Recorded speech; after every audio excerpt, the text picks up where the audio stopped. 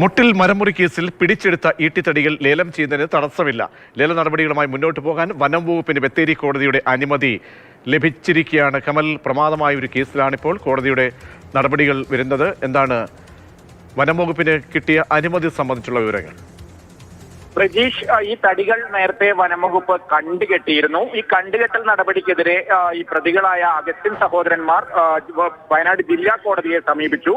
ആ കേസിൽ ഏതാണ്ട് 2 മാസം മുൻപ് കൽപ്പറ്റ ജില്ലാ സെഷൻസ് കോടതി കൃത്യമായ ഒരു വിധി നൽകിയിരുന്നു. അതായത് തടികൾ സർക്കാരിന്റേതാണ്, ഈ അഗസ്റ്റിൻ സഹോദരന്മാർക്ക് ഇത് തങ്ങളുടെ തടികളാണെന്ന് തെളിയിക്കാൻ ഒരു കീറ കടലാസ് പോലും ഹാജരാക്കാൻ കഴിഞ്ഞില്ല എന്ന അസന്നിഗ്ധമായ ഒരു വിധിയാണ് ജില്ലാ കോടതി നൽകിയത്. അതായത് തടികളിൽ അഗസ്റ്റിൻ സഹോദരന്മാർക്ക് ഒരു അവകാശവുമില്ല എന്ന് ജില്ലാ കോടതി വിധിച്ചു.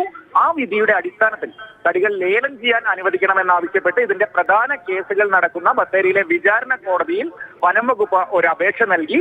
ആ അപേക്ഷയിൽ പറഞ്ഞിരുന്നത് ഈ തടികൾ ഇനിയും സൂക്ഷിച്ചു വെച്ചാൽ അതിന് നാശനഷ്ടങ്ങൾ ഉണ്ടാകും.